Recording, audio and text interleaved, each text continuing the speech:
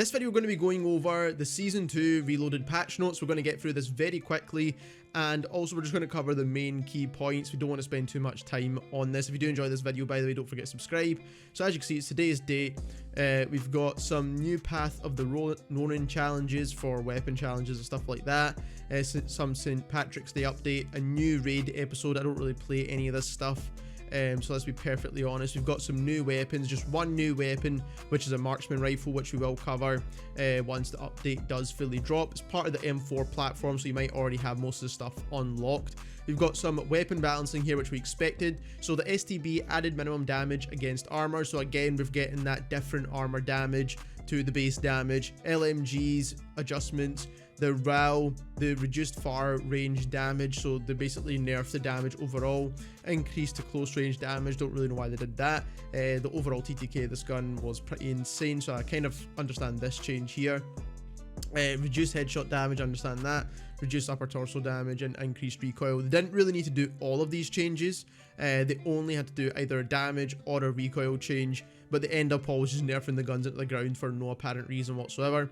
They reduced the walking speed and reduced the muzzle velocity of the RPK. Again, no one was using it, so I don't know why they nerfed it even further.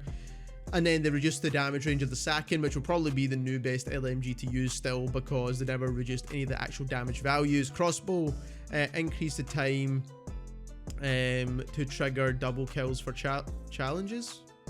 Just make it easier to get gold or stuff like that, I'm assuming.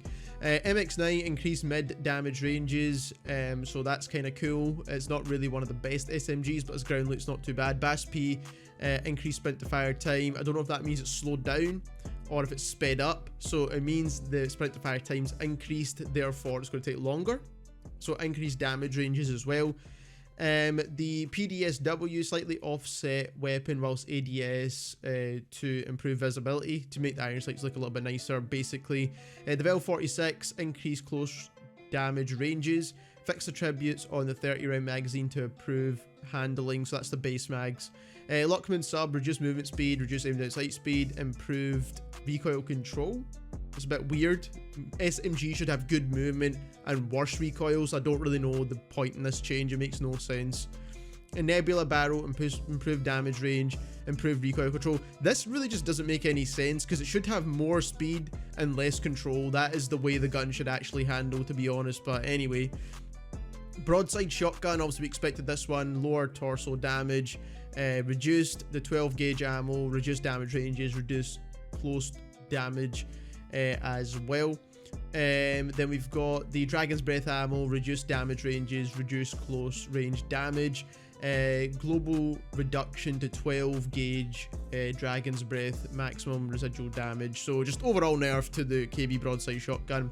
The two Bryson shotguns increased headshot damage with the slug ammo and added minimum damage against armor, so that could be an increase to the damage or a decrease. It doesn't really say yet, because they basically added a new armor multiplier in there. So again, very confusing. We'll need to wait for all the data to come out on that one. Attachments: flinch, reduced resetter speed for flinch. Again, I don't really know what attachment this is. This is not even an attachment, this is just general flinch, I'm guessing. Minor increase to flinch on ARs, SMGs and LMGs and shotguns, so cool. I don't really get that. I mean, those not really necessary. Then we've got hollow point rounds, removed bullet velocity penalty to hollow point. Cool. Frangible rounds, change healing delay timer from the last bullet impact, lengthens the overall delay on a player. Okay, cool. I guess no one's really using this, to be honest.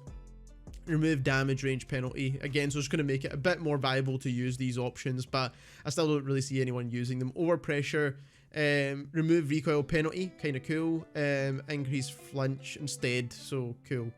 Oh, that's imparted on players, so basically that increases the amount of flinch that's done to enemy players. Reduce residual damage while burning on the Dragon's Breath, and added minimum damage against armor for slug rounds. Underbarrels, launchers, remove movement penalty from grenade launchers, cool. Added recoil control bonus to underbarrel grenade launchers and shotguns, cool. I don't really know why that should be a thing, but okay. Added 1 extra ammunition stock to grenade launchers, cool. Stocks, reduced flinch received on no stock modifications. So reduce the amount of flinch that you get when you have a no stock equipped. Okay, that's a good bonus, I guess. Again, I don't really think anyone's complaining about these things, so it's just kind of weird that they're adding these things in instead of changing the actual things we want them to change. Reduced ADS penalty on the bipods. No one cares about bipods, let's be honest, besides maybe if you're sniping. Underbarrel grips. Reduced ADS penalty on all underbarrel grips. This is a good change, I suppose. Reduced movement speed penalty on all vertical grips. That is really good as well. Muzzle attachments, breachers, greatly reduced ADS penalty, flash hiders, reduced ADS penalty, optics, reduced ADS penalty on hollow optics, reduced movement speed penalty on hollow optics, reduced ADS and movement speed on thermal, hybrid and zooms, reduced ADS penalty on shotgun scope. So just reduced the ADS penalty basically all across the board from most of the optics there.